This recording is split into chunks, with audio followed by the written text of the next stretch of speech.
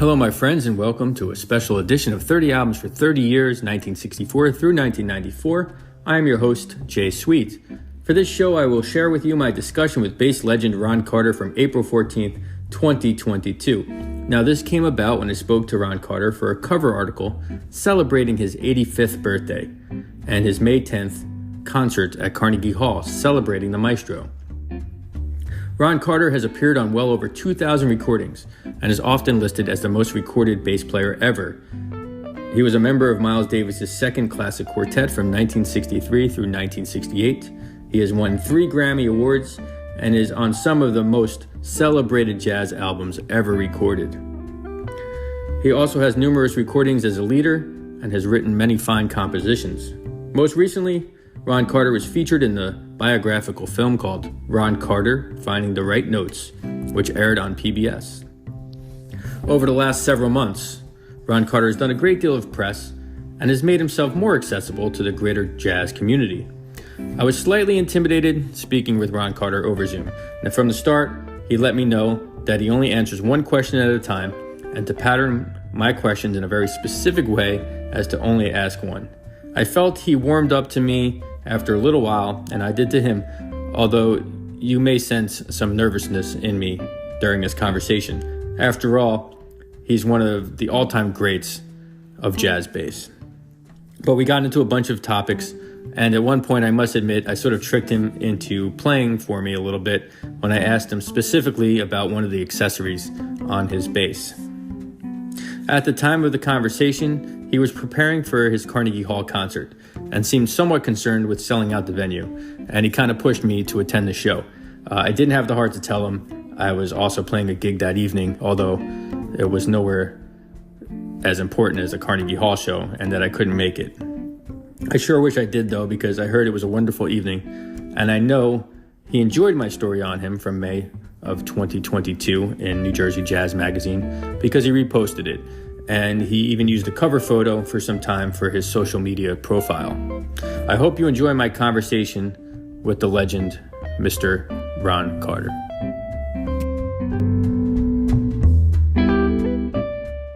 How did you come to play the bass? I was originally a cello player. And as I'm going through the ranks at my junior high school and high school orchestra, they realized that he's a very talented young man. So I auditioned for the orchestra, and when I was 14 and got in the orchestra as the cellist. And as I was changing teachers because I was kind of outgrowing what they could show me, which was quite a thing back in the day when a young African-American kid is outpacing his teachers. That's kind of unheard of. And even I ended up going to Cass Tech in Detroit, which was a big school at the time. It was like a junior college, only really high school. And every now and then there would be these PTA meetings and these conferences where they would call schools to provide some music. And when it came down to Cass Tech, I thought I should have gotten more calls than I got to be in this. I realized that the bass player who was graduating in January of 1955, if he graduated, then there'd be no bass player in the orchestra, chamber group. So I talked with my parents, and I told them this was my plan. I was going to be the bass player. I was going to make them call me. So I sold my cello, got a teacher, and auditioned and got in the school orchestra as a bassist, and that's how I got to play bass. Okay, and then how did you develop into a professional player from there? Well, I kept a teacher at Eastman School, Oscar Zimmerman, a great teacher and a wonderful player, and a really lovely man. He was my teacher for 4 years. He showed me how the bass worked. He showed me the things that the bass could possibly do. He showed me how to develop skill level on what I thought I could find on the instrument. In the meantime, I had joined, when I would go home for the spring break back to Detroit, where my parents still lived, my neighbor who was putting together a little jazz band to play for the summer parties at the sororities and fraternities at Wayne State University. Could I help him out? I said, well, I don't know the library, but I'm sure it's not too complicated, man. I mean, so he sent me some records, Paul Desmond, Dave Brubeck was hot at the time, the Jazz Close to College. Mm-hmm. And so I listened to it. I said, well, I think I can do this, but I'll need some some guidance as to what's okay and what's not, what's going to work, what's not going to work, you know. So we had some rehearsals, and ultimately I fell into the Detroit frat, sorority, weekend party, jazz group, that kind of thing, and I would go back to school. And I ultimately joined the house band at the place called the Ridgecrest Inn, which is just outside of Rochester, and they had all the big names coming in by way of Canada, going back to New York City on the train trunk line, which was a big road from Canada all the way down to the New York by way of, you know, Philadelphia, Washington, D.C., Boston, New York City. And I would be playing behind singles. Sonny Stitt came in by himself for a week. Slim Gaylor came in by himself for a week. Groups like that, and the groups that came in were complete. Dizzy's band was complete. Horace Silver's band was complete. Carmen McRae's band was complete. I got a chance to meet these wonderful bass players who told me that in New York, if I decided to go to New York, I had a good chance of working because New York needed good bass players. So I graduated from Eastman in 1959 and moved to New York August of that year, and here I am. Great. So how did you first come to meet then Miles Davis and become a member of his group? Well, I met him at a rather circumlocucious event. There was a jazz concert in Rochester at the show was called Jazz for Moderns, on the early JATP kind of shows.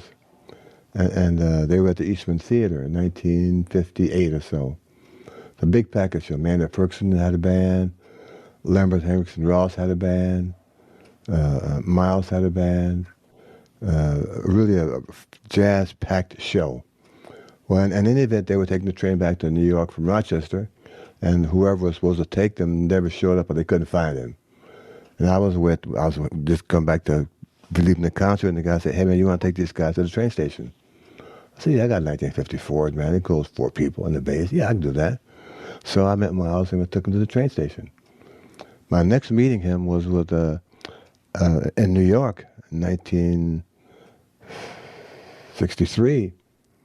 I was working with a quartet with Art Farmer, Jim Hall, and Walter Perkins at a place called the Half Note, which was just down in the lower part of Manhattan.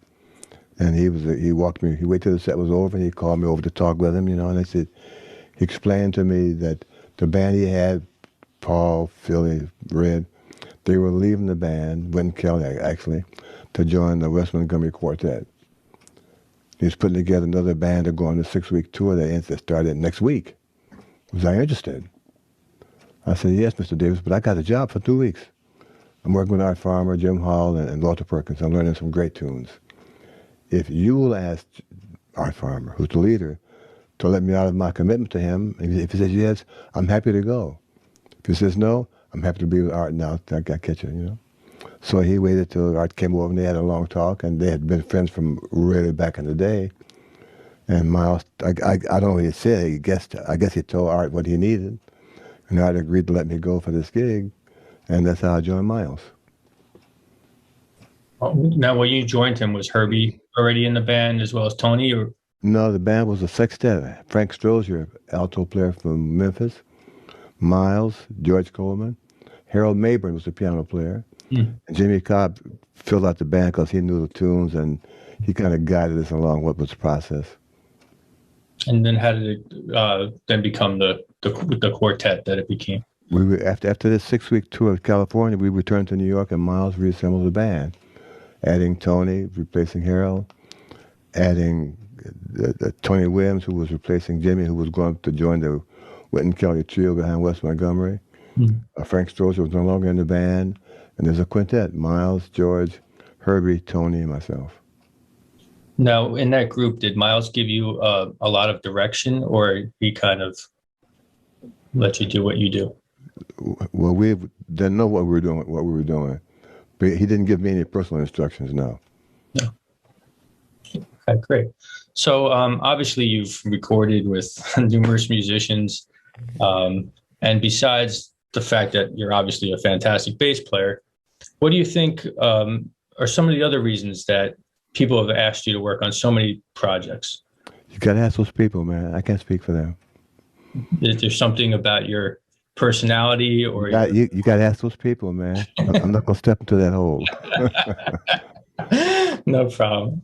So You're also as a teacher. I mean, even in the Yeah, beginning, you stress the importance of having a good instructor. gotta get a teacher, man. What advice can you give to young bass players? The first thing is get a teacher. I mean, the day Jay of a bass player or musician just walked on the bandstand and killing everybody. Those days are kind of they've always been kind of mythical, kind of TV kind of plot things, you know. Music has gone. There are so many wonderful writers and so many new concepts that are now available. So many things require the bass player, in this case a bass player, to read music, to get bass parts now, that they want to be played, you know. And for these bass parts to be played, it takes a certain skill level above and beyond what the skill level was needed in the early 40s to survive, and in this case, New York. There won't always be a jazz gig available. There'll be a Broadway show. There'll be an off-Broadway show. Every holiday, every Christmas, man, they need an orchestra to do the Brandenburgs or the Hallelujah Chorus or something like that. There's always work in New York that's not just limited to F7 and B-flat 7, C 251. And I think for a bass player to work in New York and make some connections to continue to work and have him continue to know how the bass operates and how the bass works and what the responsibilities are, he's got to have a teacher. And hopefully the teacher will direct him in a direction that will make him not just a productive citizen on the bass, but a productive citizen in society. I think one thing I tell my students as you're trying to get into the New York work scene, you know, when you get the call for the gig, leave your ego at home and take a spare set of ears. That way you're insisting on playing me won't make the guy fire you after the first chorus because you're playing me and not playing him. Right. So be somewhat accessible and versatile. Would you say those are two key elements? It's necessary to be both of those. Yeah. Right. All right. Are there any younger bass players on the scene that you were particularly impressed with at the time? Well, you know, there's been no going out to hear people play for almost the past 3 years. Right. And I'm sure they're out there, but I just haven't been out to see them because it hasn't been really possible to get out to see anybody because they're all closed. Well, now that society is opening up and there are more chances for guys to get out and play and the club owners are losing less money because now that people have got to close the club, I'll be able to answer that question to you in about 6 months. Great. Yeah. I'm finding, at least in my area as a bass player and as a musician, that there seems to be a new interest because things have opened up. More people seem to be going out and a little bit more interest in jazz in general. Is that something that you're feeling a little bit as things are reopening? Well, I think, Jay, people want to see other people. They want to see somebody who's a stranger. And those strangers all end up at the jazz clubs because there are more strangers there.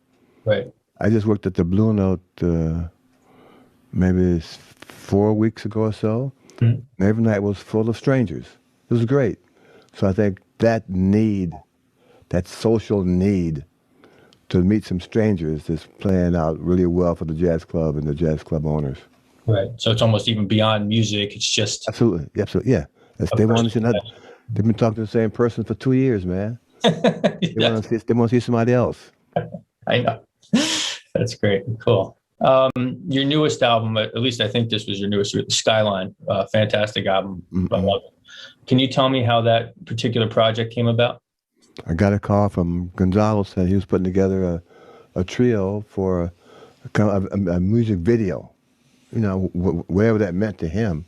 I thought it was just kind of not a record date specifically, but a video with the record being secondary. As it turned out, the record was first, and the video was just a way to turn out show how that record was basically made in a really condensed time, you know.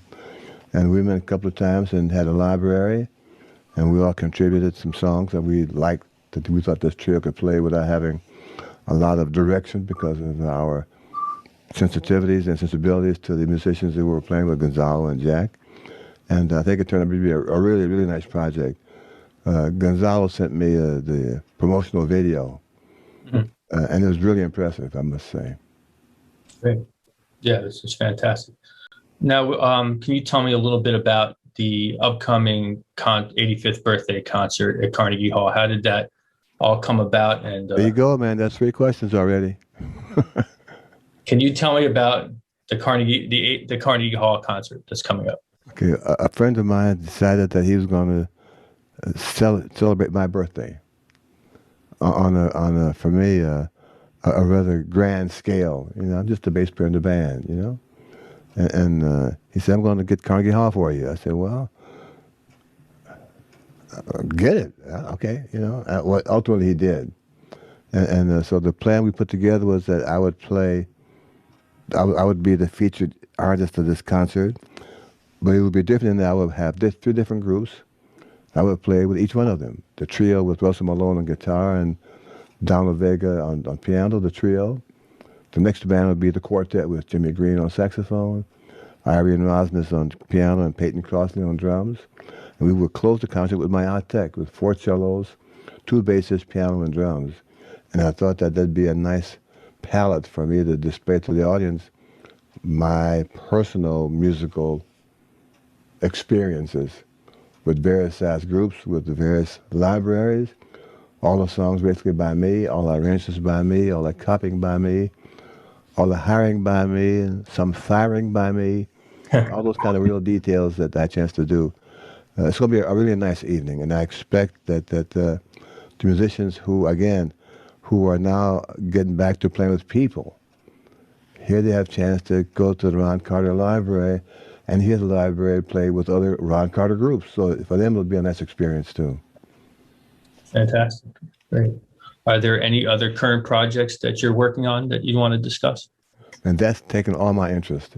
You know, now that the COVID is working its way back, the Carnegie Hall has their rules and their tests and stuff like that. I'm so almost consumed with making sure the 20 musicians who I'm asking to this concert have been cleared to play Carnegie Hall.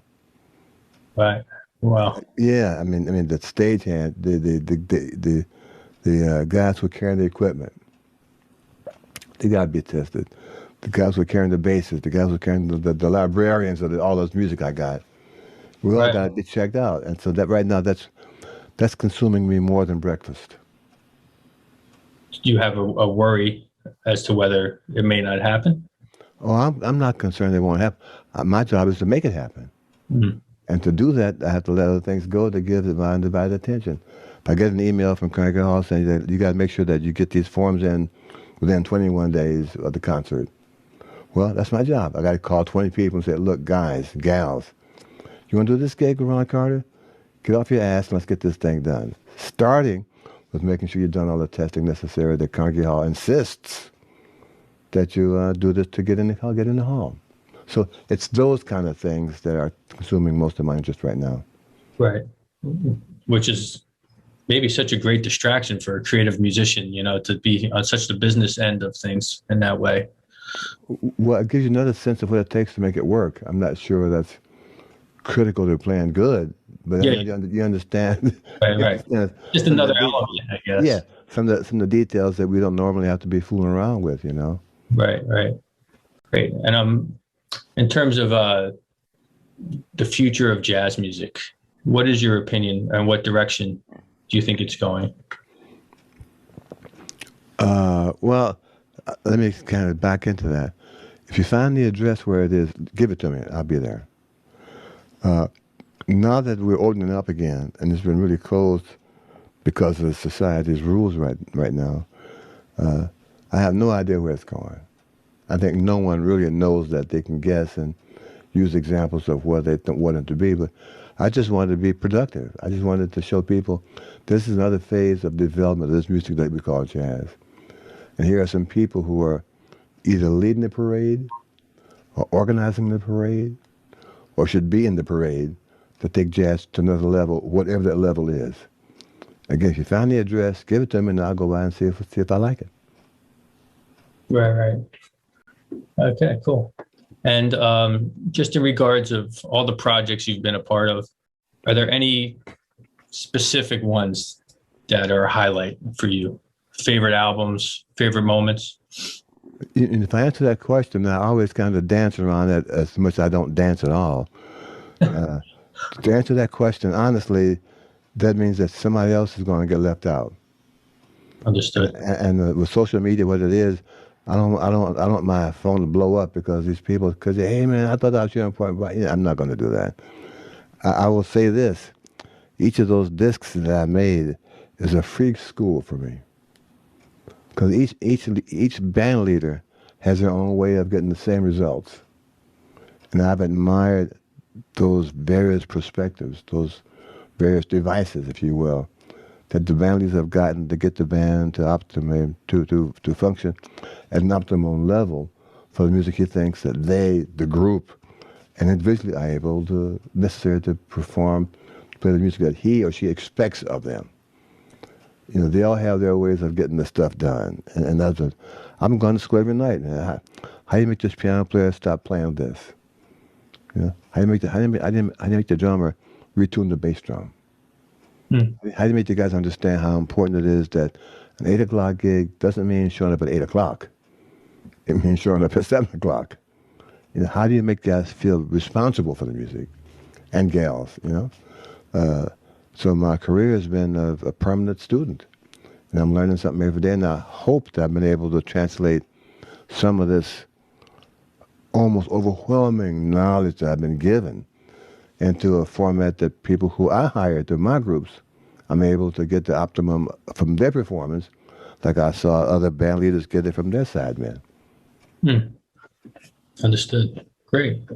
Anything else you'd like us to know about that you'd like to discuss? Get to Carnegie Hall May 10, man. You want to know what I think about jazz? Come to Carnegie Hall. Will they be recording that evening as well? They're thinking about it, but it's, you know, it's the union and stuff to do. You know, that's not my priority. My priority is making sure everyone is eligible to get in Carnegie Hall so we can play the music. Oh, yeah. Okay. I haven't gotten. I will stop for lunch. It's only a brief moment before I stop worrying about that kind of stuff again. All right. Fantastic. Cool. Just a bass player question, because I've always wondered, and this is a little bit unrelated, but you have that band around your bass, that black strap. Yeah. What is that for? That it's tied to a what do you call it? Let me show you. It's better, I guess. Don't go away. I'm not going anywhere. Holds this. Oh, okay. I've never seen the other side. All right. It's like I couldn't think of the word bib. Yeah, it's the bib. Okay. And what it does is make my buttons not do that. Right. And how old is this bass that you're playing now? Is it? I just got it 3 years ago, but I haven't played it because I had no gigs. Right. It's about 15 years old. Okay. Nice sound.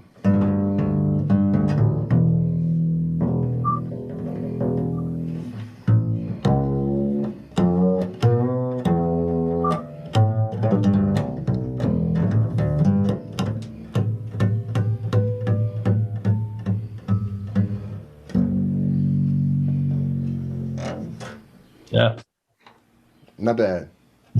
No, not bad at all. Not bad at all. Very cool.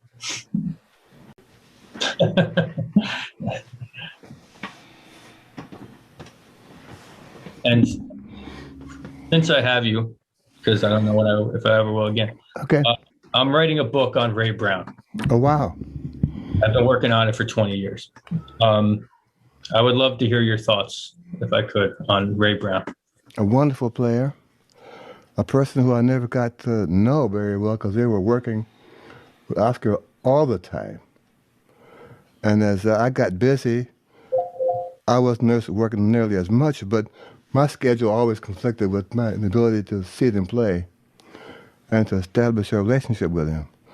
But clearly he's a very important voice in the history of jazz bass, and a person that we must all tip our hat to, showing us what the things the bass could do before someone else showed them.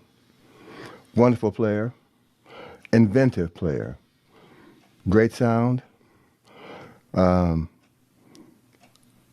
I would imagine a great band leader, been this on the scene with the guys. She's a link to the Bird and Diz for the bass players, Right. and a very nice man. Great. I appreciate that. Thank you.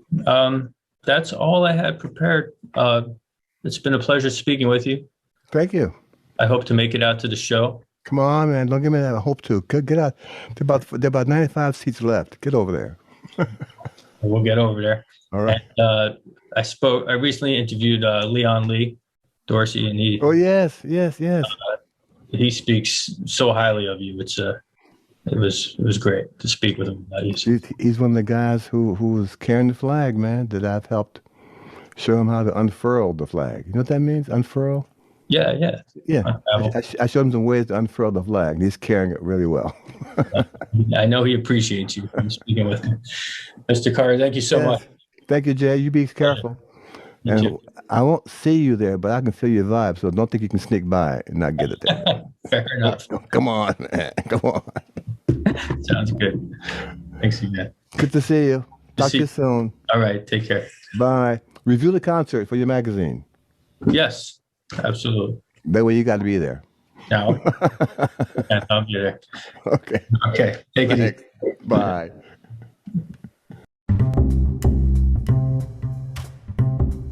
All right, there you have it. My conversation with Ron Carter. I want to thank Mr. Carter for his time and his fantastic music.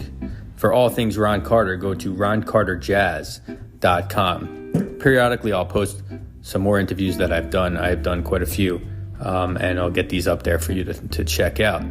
If you're interested in the show and upcoming episodes or past episodes, go to 30albumsfor30years.com. Let's keep the music alive.